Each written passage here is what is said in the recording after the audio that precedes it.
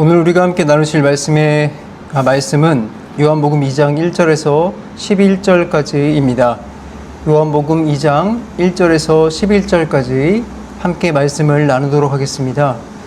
사흘째 되던 날 갈릴리 가나에 혼례가 있어 예수님의 어머니도 거기 계시고 예수와 그 제자도 혼례의 청함을 받았더니 포도주가 떨어진지라 예수의 어머니가 예수에게 이르되 저들에게 포도주가 없다 하니 예수께서 이르시되 여자여 나와 무슨 상관이니까 내 때가 아직 이르지 아니하였나이다. 그때 어머니가 하인들에게 이르되 너희가 무슨 말씀을 하시든지 그대로 하라 하니라. 거기에 유대인의 정결 예식을 따라 두세 통 드는 도랑아리 6이 놓였는지라. 예수께서 그들에게 이르시되 항아리에 물을 채우라 하신즉 아기까지 채우니 이제 떠서 연회장에 갖다 주라 하심에 갖다 주었더니 연회장은 물로 된 포도주를 맛보고도 어디서 났는지 알지 못하되 물 떠온 하인들은 알더라. 연회장이 신랑을 불러 말하되 사람마다 먼저 좋은 포도주를 내고 취한 후에 낮은 것을 내거늘 그대는 지금까지 좋은 포도주를 두었도다 하니라. 예수께서 이 첫 표적을 갈릴리 가나에서 행하여 그의 영광을 나타내심에 제자들이 그를 믿더라. 오늘은 믿음은 일상에서 자란다. 믿음은 일상에서 자란다 라는 말씀으로 우리 성도님들과 귀한 말씀을 함께 나누도록 하겠습니다. 주님께서 우리를 구원하실 때 가장 먼저 하시는 일은 부르심입니다. 그래서 요한복음 1장에 보면 주님께서 공생애가 시작되시고 나서 가장 먼저 하신 일이 제자를 부르신 것입니다. 우리도 제자들과 같이 주님의 부르심의 은혜가 있었기 때문에 여러분들은 그것을 알든 모르든 주님의 은혜가 있기에 부르심이 있었기에 지금 이 자리에 여러분들이 나와 있는 것입니다. 주님의 이르심에는 주님께서 우리에게 이렇게 부르심이라는 일을 하셨을 때에는 혹은 주님이 우리에게 모든 일을 하셨을 때에는 거기에는 우리에게 반드시 응답이 있어야 합니다. 시편 96편 11절에 보면 하늘은 기뻐하고 땅은 즐거워하며 바다와 거기에 충만한 것이 외치고 라고 말씀을 하고 있습니다. 여러분들 이 말이 무엇이냐면 한마디로 자연 만물도 주님께서 일을 하신다면 거기에 대해서 화답을 한다라는 것입니다. 여러분 사람도 마찬가지겠죠. 주님께서 부르셨다면 응답을 해야 됩니다. 우리는 어떻게 응답을 하죠? 부르셨으면 그분을 따라가는 것으로 응답을 하는 것입니다. 그래서 주님이 우리를 부르셨다면 주님을 따라가는 것이 정답입니다. 여러분들 주님이 부르셨습니다. 주님을 따라가시기 바랍니다. 자, 그렇다면 주님께서 우리를 부르신 다음에 그분께서 우리를 어디로 이끌고 계시는가, 주님이 어디를 가시는가, 그것을 우리가 이제 살펴보아야 될 것 같습니다. 이것은 요한복음 2장에 이제 자세하게 나오고 있습니다. 주님이 2장을 보면 어디로 이끌고 계시는가, 바로 우리의 평범한 일상으로 이끌고 계신다라는 것입니다. 여러분 이것이 좀 이상하지 않나요? 구원으로 우리를 부르신 것입니다. 굉장히 특별한 은혜지요. 여러분들처럼 죄인, 저와 같은 죄인, 우리 모든 죄인이죠. 우리와 같은 죄인들은 거룩한 하나님과 함께 할 수 없습니다. 그런데 그 거룩하신 하나님께서 우리를 부르셨다라는 것입니다. 함께 할 수 없는데 우리를 부르셨어요. 아주 특별하고 굉장한 기적이 일어난 것입니다. 그 정도 기적이 일어났다면 당연히 우리를 종교적이고 신비한 체험으로 이끌고 가셔야 할 것 같은데 이상하게 주님은 우리 일생에 너무 일상적인 것, 지루하고 변함이 없는 그 일상으로 다시 들어가셨다라는 것입니다. 하나님께서 제자를 부르셨으니까 이 성전이나 회당으로 가서 믿음이 깊어질 수 있는 훈련의 장소로 우리를 데리고 가야 정상일 것 같잖아요. 그런데 우리를 데려간 곳은 평범한 혼인잔치였다라는 것입니다. 말씀을 보면 예수님께서 1장에서 제자들을 부른 뒤에 바로 결혼식장에 가셨죠. 여러분 혼인잔치가 뭡니까? 혼인잔치가 뭐예요? 사람들이 먹고 마시고 가족들과 이웃을 나누는 곳. 여러분들, 이 혼인잔치가 뭐 다양한 의미가 있겠지만 이 마태복음에 보게 되면 예수님께서 이렇게 얘기하죠. 노아의 때와 같이 사람들이 먹고 마시고 시집가고 장가가고 예수님이 그때 오신다라고 얘기를 하잖아요. 그때가 언제입니까? 우리가 평범한 일상을 그저 누리고 있을 때를 주님은 재림의 때라고 얘기를 했습니다. 마찬가지로 혼인잔치는 우리의 평범한 일상입니다. 이 평범한 일상 가운데로 주님이 우리를 부르시고 그것으로 인도하셨다라는 것입니다. 그렇다면 주님께서 제자들을 왜 평범한 일상 가운데로 부르셨을까요? 그것은 이 평범한 일상 가운데로 부르셔서 우리들에게 하시고자 하시는 일이 있기 때문입니다. 우리가 보통 말씀을 읽을 때 성경책을 읽게 되면 단락 단위로 제가 읽으라고 말씀을 드렸죠. 그 단락에는 꼭 핵심 구절이 있습니다. 오늘 우리 요한복음 2장 1절에서 11절 가운데의 핵심 구절은 11절입니다. 무슨 말씀이 나와 있냐면 예수님께서 자신의 영광을 나타내시고 제자들이 그를 믿었다라는 것입니다. 이것이 요한복음 2장 1절에서 11절을 기록한 핵심입니다. 예수님이 자신의 영광을 나타내시고 제자들이 그를 믿게 하기 위함, 주님께서는 우리를 일상으로 우리를 부르시고 데리고 가시고 그 다음에 우리에게 무엇을 보여주시려고 하시냐면 일상 속에서 주님의 영광을 보여주시겠다라는 것입니다. 그리고 일상 가운데서 우리에게 믿음을 더해 주시겠다라는 것입니다. 그러므로 일상은 주님을 믿은 다음에 평범한 일상은 지루한 일상이 아닙니다. 주님과 함께하는 일상이 된다라는 것입니다. 그렇다면 우리는 이제 이러한 질문을 하게 될 것입니다. 주님께서 그렇다면 우리에게 이 평범한 일상을 어떻게 해서 그 믿음의 세계, 믿음의 깊은 곳까지 우리를 부르실까? 이것을 보기 위해서 오늘 우리는 이제 1절, 2절, 3절을 함께 살펴볼 것입니다. 초신자들에게 제가 이 예수님을 믿으면서 가장 어려운 것이 무엇이냐고 물어볼 때가 있어요. 그러면 그들이 거의 대부분 이렇게 대답을 합니다. 예수님을 믿는 건 내가 참 좋은데 일상 속에서 도대체 예수님을 믿고 사는 것이 어떻게 사는 것인지 모르겠습니다. 라고 대답들을 합니다. 그래서 그들은 이렇게 고백을 해요. 교회에 나오는 것은 너무나 좋고 행복하고 주님과 함께 있다라는 생각이 들어서 교회를 떠나기는 싫은데 어쨌든 세상으로 나가야 되고 세상을 나가게 되면 이상하게 그때부터는 주님과 단절된 느낌이 든다라는 것입니다.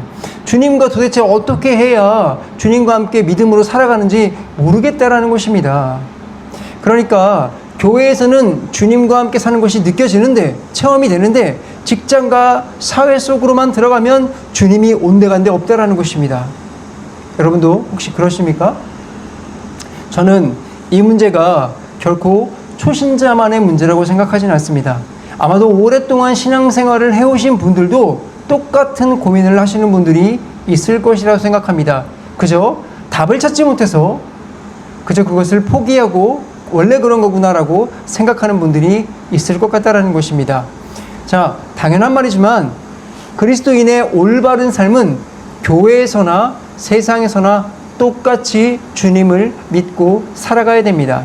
왜냐하면 주님께서는 교회의 주인이실 뿐만이 아니라 이 세상의 주인이시기 때문입니다.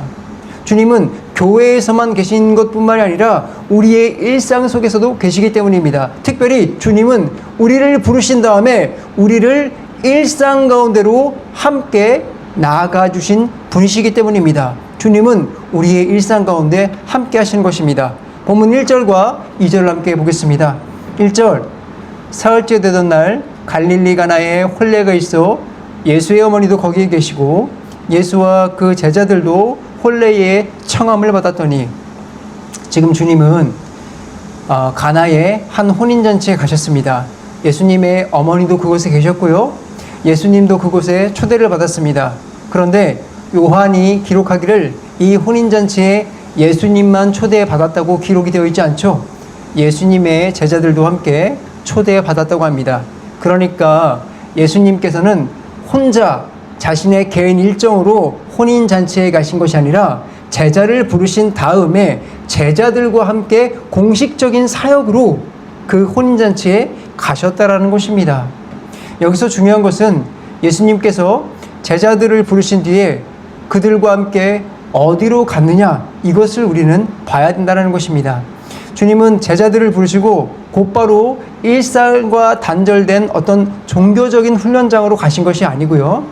사람들이 먹고 마시고 가족들이 모여서 기쁨을 나누는 그런 평범한 곳으로 들어가셨다는 것입니다.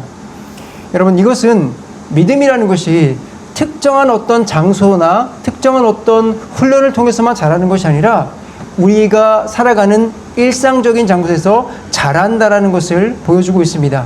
주님은 믿음과 일상을 절대 분리하지 않습니다. 오히려 제자들을 부르신 후에 적극적으로 주님은 일상으로 들어가셨습니다.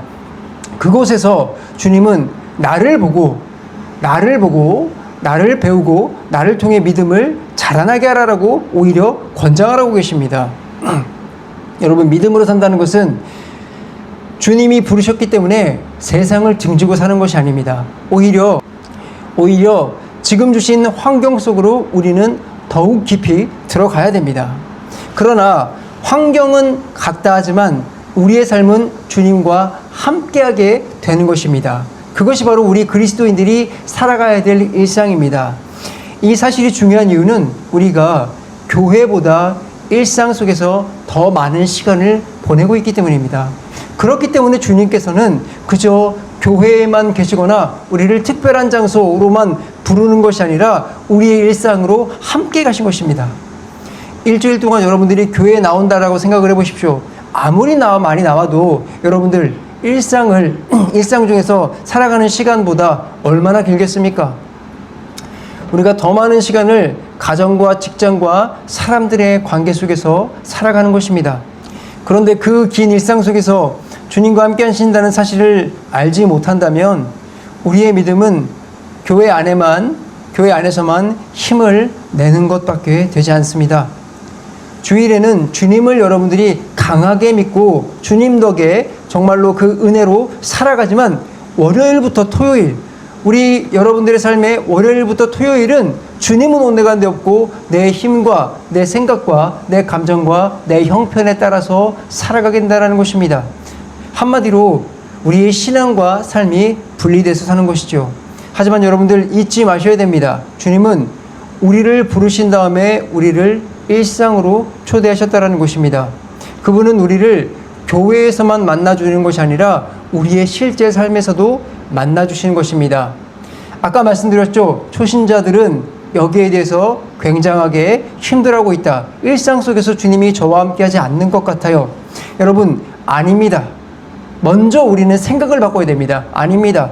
주님은 일상에서 우리와 함께 하지 않는 것이 아니라 우리의 문제는 우리가 주님과 일상에서 함께 한다는 것을 인지하지 못하고 있다는 것입니다. 다른 말로 이야기를 해볼까요?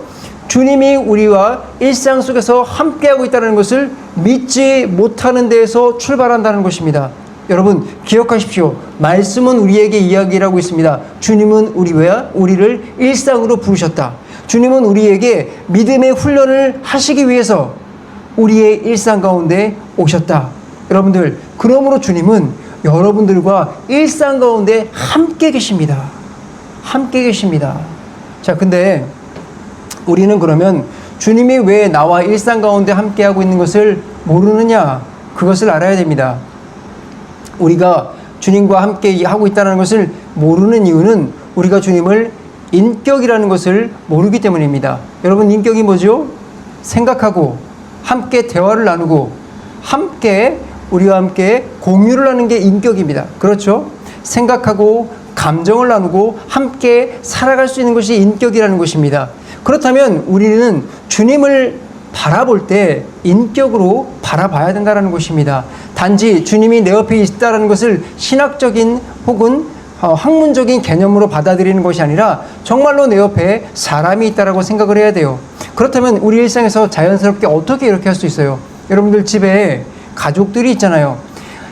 아침에 자고 일어나면 가족들에게 뭘 하죠? 잘 잤냐고 인사를 하죠.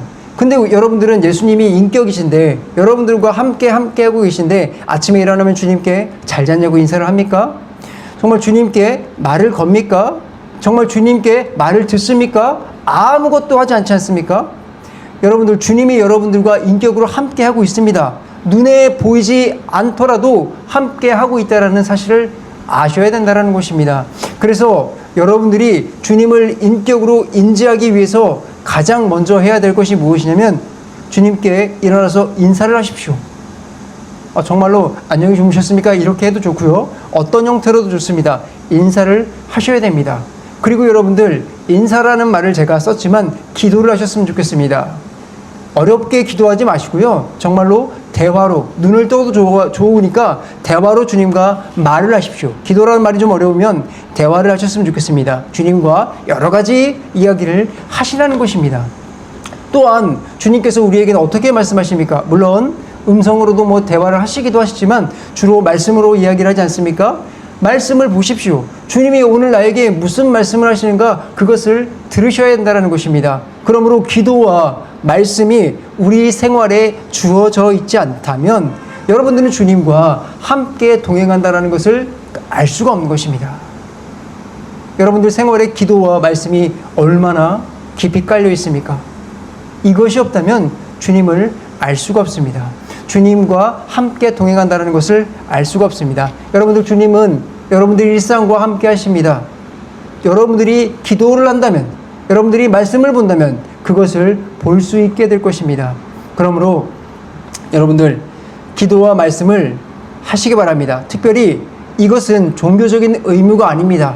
주님과 대화를 하고 있다는 것을 깊이 인지하시고 주님과 대화를 나누시기 바랍니다. 제가 얼마 전에 책을 하나 보게 되었습니다. 미국의 하영록 회장님이 계시는데 이분께서 굉장히 독실한 크리스찬인 것 같아요. 이분이 쓰신 책이 있는데 그 책 제목이 뭐냐면 P31, 발음이 안 좋죠. 우리나라 말로 하면 잠언 31장입니다. 잠언 31장. 그분이 미국에서 어떤 주차 빌딩을 하는 그런 설계업을 하시는 분이신 것 같아요. 그런데 그분께서 한국에서도 마찬가지지만 이제 사업을 하고 있다 보니까, 사업을 하다 보면 이 어느 정도 불법과 편법을 조금 써야 이익을 취할 수가 있잖아요. 대부분 사업이 그렇지 않으면 좋겠지만 그렇다는 얘기를 제가 많이 들었습니다.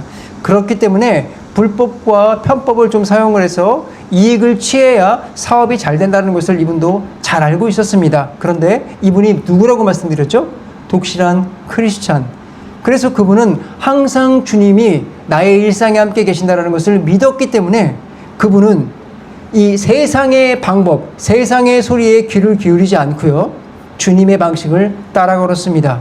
그래서 사람을 채용할 때도, 고객을 만날 때도, 일을 할 때도 나의 편법과 불법으로 이익을 취하는 수단을 선택한 것이 아니라 주님이 기뻐하실 만한 선택들을 해 나갔다라는 것입니다.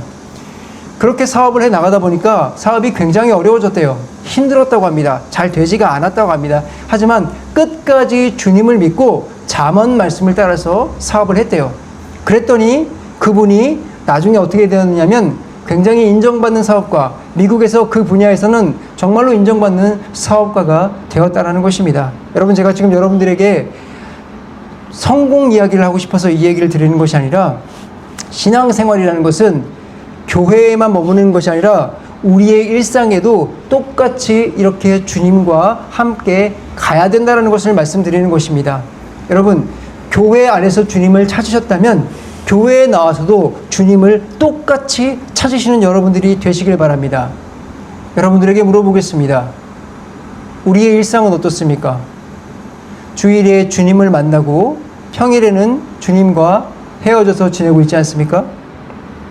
주님은 우리의 일상에도 함께 하시는 분입니다. 주님이 나의 일상에 함께 계신다는 것을 잊지 마시고 믿으시기 바랍니다.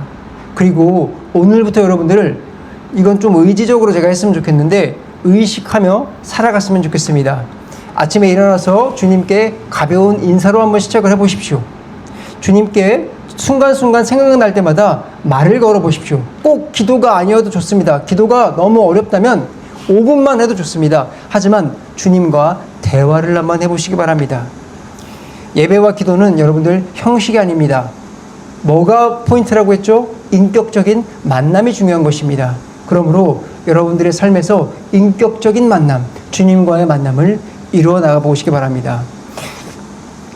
그럴 때 주님께서 여러분들을 일상으로 초대하신 곳에서 여러분들을 성장시켜 나가는, 그리고 주님이 우리와 함께 떨어져 계신 분이 아니라 우리와 함께 하신다라는 것을 깨닫는 그런 귀한 시간이 될 줄로 믿습니다. 자, 그런데 우리가 그 다음에 살펴야 될 4절부터는 이러한 내용이 있더라고요. 우리가 주님과 일상으로 들어서 함께 살아가기 시작을 했는데 무엇이 있냐면 트러블이 있다는 것입니다.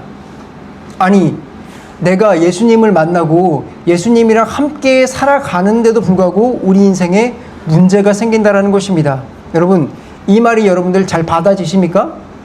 내가 예수님을 믿는데, 내가 창조주이신 하나님을 믿는데 그 하나님과 함께 사는데 내 인생에 문제가 생긴다고요.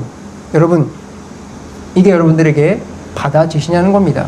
하지만 우리는 이 문제라는 것을 바라볼 때 주님과 함께 하게 되면 다른 시선이 생깁니다. 우리가 주님과 함께하는 가운데서 문제를 바라보면 문제가 되지 않고 그 문제는 우리에게 주님을 바라보는 눈을 준다는 것을 깨닫게 될 것입니다. 여러분, 문제라는 것이 무엇입니까? 문제라는 것은 있어야 할 것이 없거나 없어야 할 것이 있는 그런 상태가 문제에 있다라고 하는 것입니다. 한번 생각해 보세요. 내 몸에, 우리 몸이 건강이 있어야 하잖아요. 근데 건강이 없어요. 질병이 있어요. 이것을 가지고 건강에 문제 있다라고 이야기를 하잖아요. 내 인생에 어떠한 계획을 따라 잘 흘러가야 되는데 계획의 길이 막혔어요. 길이 없다. 이것이 무엇입니까? 인생에 문제가 생겼다라고 얘기하지 않습니까? 대학을 갈 거예요. 근데 성적이 없어요. 성적이 부족해요. 그러면 그것이 대학 갈 문제가 되는 것입니다.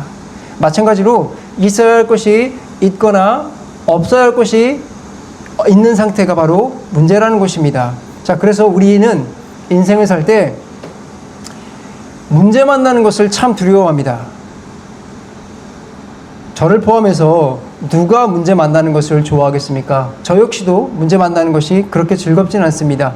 있어야 할 것은 인생에서 있어야 하고 없어야 될 것은 없어야 되죠. 이것이 우리가 꿈꾸는 잘 사는 인생 아니겠습니까? 그래야 편안한 삶을 살아가는 거잖아요. 아마 모르긴 몰라도 우리 그리스도인들 중에서는 예수님을 믿는 이유가 무엇입니까? 라고 물었을 때 나는 문제없는 인생을 살고 싶어서 예수님을 믿습니다 라고 대답하는 사람들도 있을 겁니다. 하지만 혹시라도 우리 성도님들 가운데 그러한 마음으로 예수님을 믿고 있다면 빨리 생각을 고쳐야 합니다. 왜냐하면 예수님이 계신다고 해도 있어야 할 것이 없고 없어야 할 것이 있을 수 있기 때문입니다. 주님이 아무리 우리의 일상에 함께한다 할지라도 문제는 사라지지 않는다. 아멘이십니까? 예. 오히려 주님께서는 이 문제를 우리 인생에서 적극적으로 활용을 하세요. 어떻게요?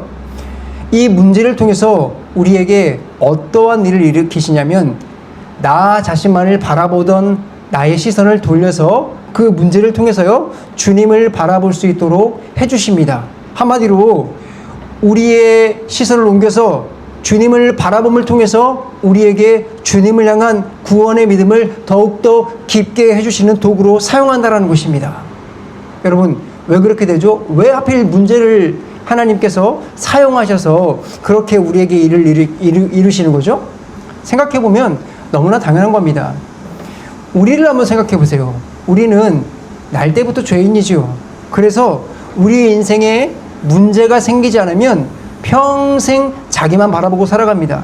여러분 주변에서 한번 바라보세요. 굉장히 이기적인 사람들이 있어요. 그 사람들 주변에는 문제가 없는 경우가 상당히 많습니다. 문제가 생기려고 그러면 다 끊어내버리죠. 평생 자기만 바라보다 보니까 이기적인 사람, 나만 바라보는 사람으로 자라가게 됩니다. 그런데 그렇게 평생 자기만 바라보다 보면 자기의 삶은 뭐 만족스러울지 모르지만 그의 끝은 지옥입니다. 주님께서 우리를 그렇게 두지 않는다라는 것입니다. 여러분들을 불렀습니다. 여러분들이 지옥 가는 것을 그대로 두고 보지 않으십니다. 그래서 주님은 문제를 통해서 우리의 시선을 강제로라도 예수님을 향해 돌리게 하신다라는 것입니다. 그러므로 문제라는 것은, 우리 그리스도인들에게 문제라는 것은 골칫덩어리가 아니라 주님을 바라보게 하는 안경인 것입니다. 그래서 나에게 이제 여러분들 문제가 다가오면 생각을 좀 바꿔야 됩니다. 아, 나에게 정말로 골칫거리가 왔구나가 아니라 예수님께서, 우리 주님인 예수님을 바라볼 기회를 주시는구나. 아, 내 시선이 주님을 향해 있지 못하는구나. 내가 더 깊게 주님을 바라봐야 하는구나 라는 기회를 주신다는 것을 믿으셔야 된다는 것입니다. 그것을 믿으시고 얼른 기도에 집중하셔야 됩니다. 자, 그렇다면 주님께서 우리에게 이렇게 시선을 돌리시고 우리가 구체적으로 이 문제 앞에서 어떻게 행동을 해야 되는가, 오늘 말씀이 그것을 이야기해 주겠습니다. 첫 번째입니다. 첫 번째는 먼저 우리가 가지고 있는 그 모든 문제를 예수님께 가지고 가서 내려놓아야 한다는 것입니다. 여러분들 지금 문제가 있습니까? 혹시 여러분들이 가지고 있는 문제가 큰 문제입니까? 아니면 작은 문제입니까? 아니면 정말로 뭐 이상한 문제입니까?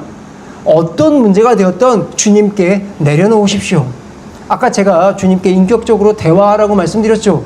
문제가 있을 때가 참 좋은 기회예요. 그때 주님께 말을 걸 수 있잖아요. 어떤 문제이든지 문제가 생기면 무조건 주님께 내려놓으시기 바랍니다.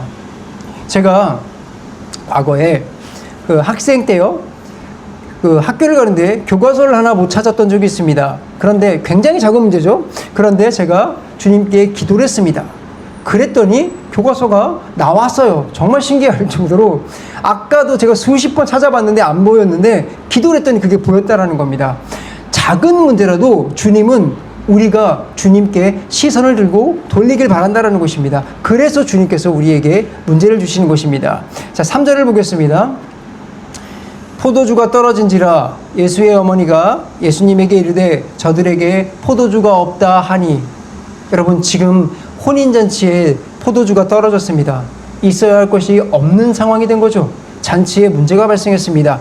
그랬더니 자, 그 다음에 어떻게 됐죠? 마리아가 예수님께 와서 이렇게 얘기했습니다. 포도주가 없구나. 마리아가 무엇을 한 것이죠?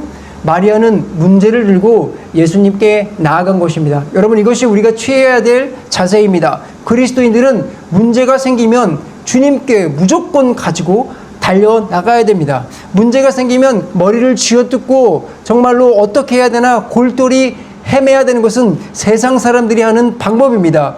우리는 먼저 문제를 주님께 가지고 나가야 됩니다. 여러분, 지금 말씀이 우리에게 정답을 주고 있잖아요. 문제가 생겼을 때 어떻게 하라고 정답을 주고 있잖아요. 근데 왜 우리는 머리만 쥐어뜯고 있습니까? 주님께 문제를 가지고 나가면 답을 주십니다. 100% 답을 주십니다. 믿으시기 바랍니다. 여러분, 문제가 생겼을 때 한번 맡겨본 적 있습니까? 여러분 인생에서 주님께 맡겨본 적 있어요? 그때 주님이 여러분들에게 답을 주시지 않으셨나요? 주셨죠. 근데 왜 고민만 하고 있습니까? 저 문제에서는 응답을 해줬는데 이 문제는 안 해줄 것 같습니까? 아닙니다. 믿고 주님께 내려놓으십시오. 그럴 때 주님께서 우리에게 응답을 주십니다. 그리고 더 중요한 게 있죠. 응답만 주시는 것으로 끝나는 것이 아니라 우리가 그렇게 모든 문제를 주님께 내려놓기 시작하면 우리에게 변화가 생기는데, 아, 내가 나를 의지하면서 살아가면서 해결할 수 있는 것이 우리 인생의 문제가 답이 별로 없구나. 나는 그리스도께 의지해야지만 자라날 수 있는 거구나. 살아갈 수 있는 거구나. 라는 것을 배우게 하신다라는 것입니다. 여러분들 너무 귀하지 않습니까?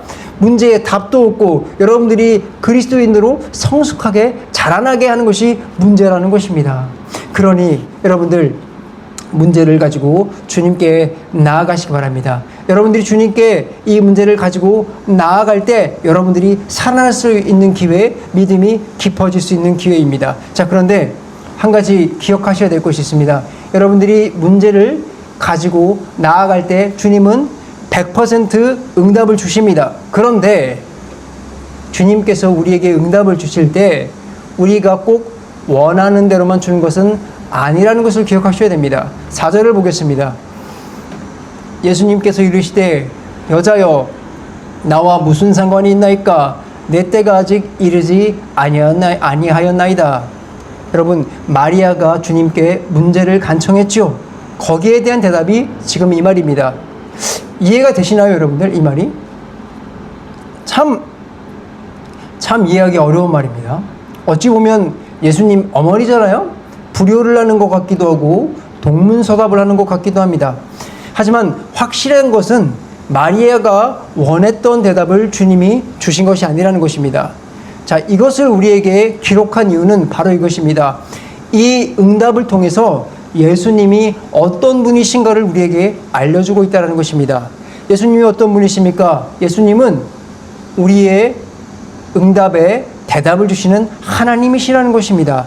그런데 그 하나님께서는 우리에게 우리가 원하는 대로 대답을 주시는 것이 아니라 우리가 원하는 것에 끌려다니시는 분인 것이 아니라 하나님의 뜻, 아버지의 뜻을 따라 일하여 우리에게 응답을 주신다는 것입니다. 한마디로 우리 인생에 진짜 정답을 주신다는 것입니다. 여러분, 그러므로 여러분들이 기도하셨는데 응답이 내가 원하는 대로 오지 않았습니까? 그러면 주님께서 나에게 정답을 주시는구나라고 생각을 하시고 실망을 하지 마시고 거기에 감사하시기 바랍니다.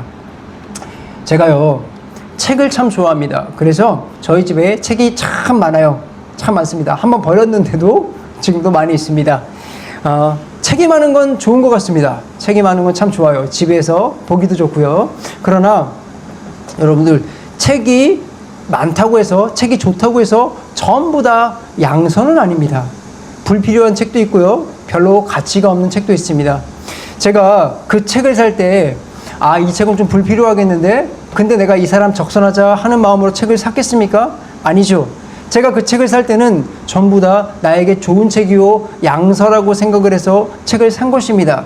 그런데 내가 이걸 책을 사서 읽어보니 정말 불필요한 책도 있었다라는 것입니다. 여러분, 마찬가지입니다.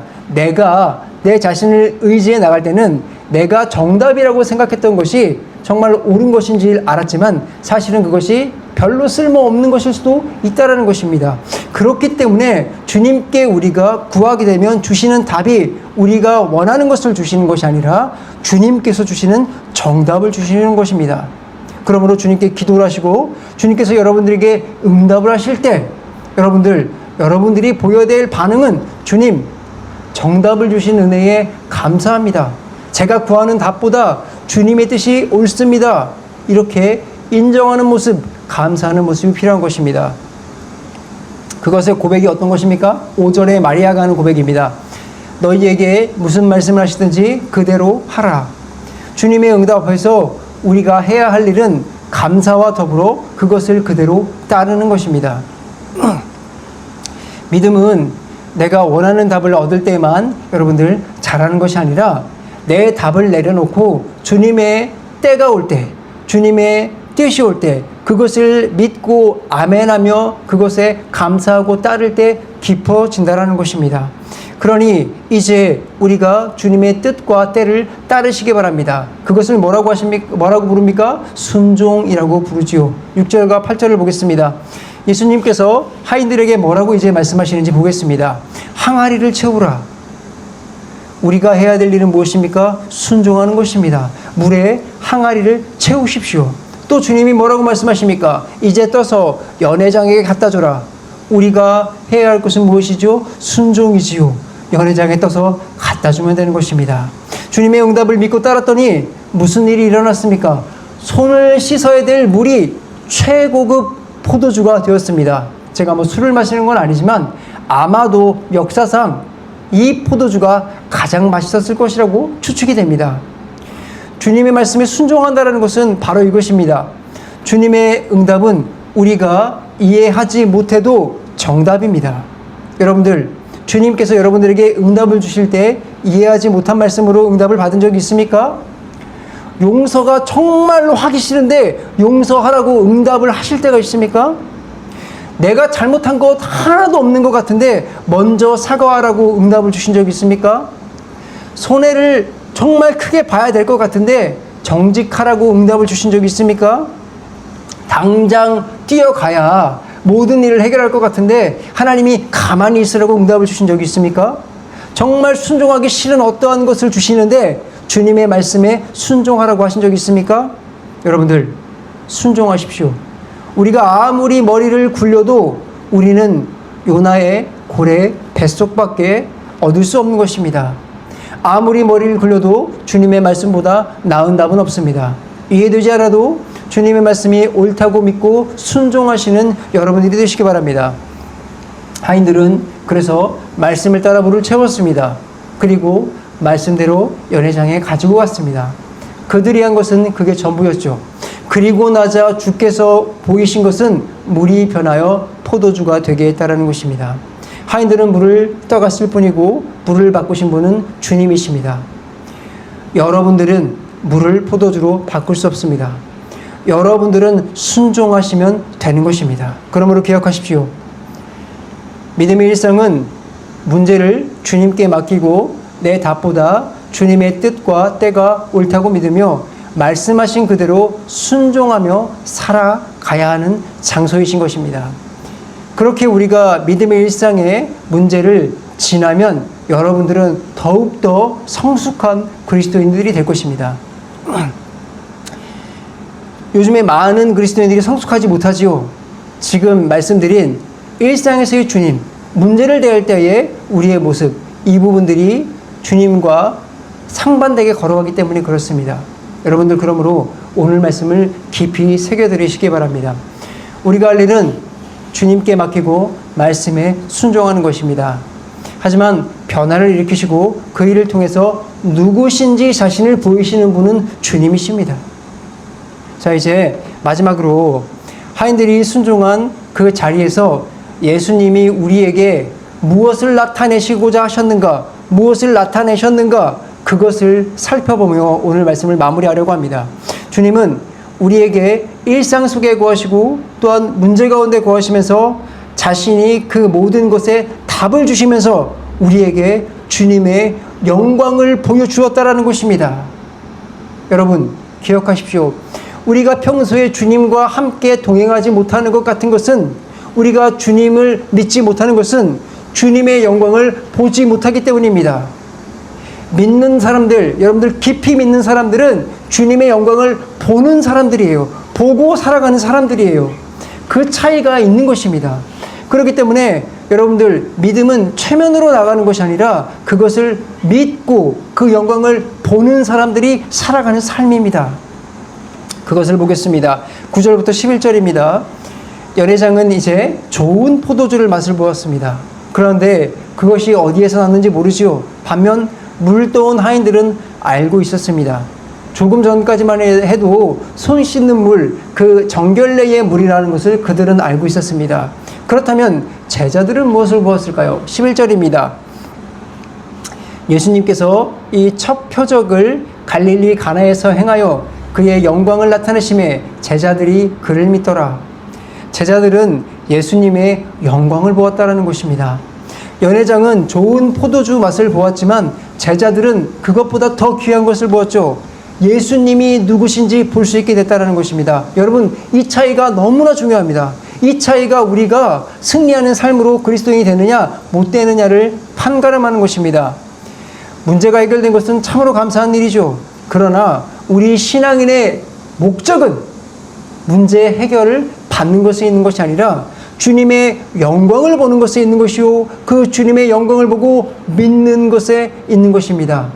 주님의 표적은 그저 이 잔치집의 형편을 좋게 하기 위해서 주신 것이 아니라 그 일을 통해서 자신의 영광을 나타내시고 그 제자들에게, 주님이 부르신 자들에게, 주님을 따라오는 자들에게 그들의 믿음을 더욱 깊게 하는 데 있었다라는 것입니다. 그러므로 우리는 문제 앞에서 해결만 구하지 마십시오. 주님, 언제 이 문제 해결해 주실 것입니까? 라고 묻지 마시고, 주님, 이 일을 통하여 제가 주님을 보기를 원하나이다 라고 기도하셔야 될 것입니다. 제자들은 이미 1장에서 예수님을 믿고 따라왔습니다. 그런데 혼인잔치에서 예수님의 영광을 보고 다시 믿게 되었습니다.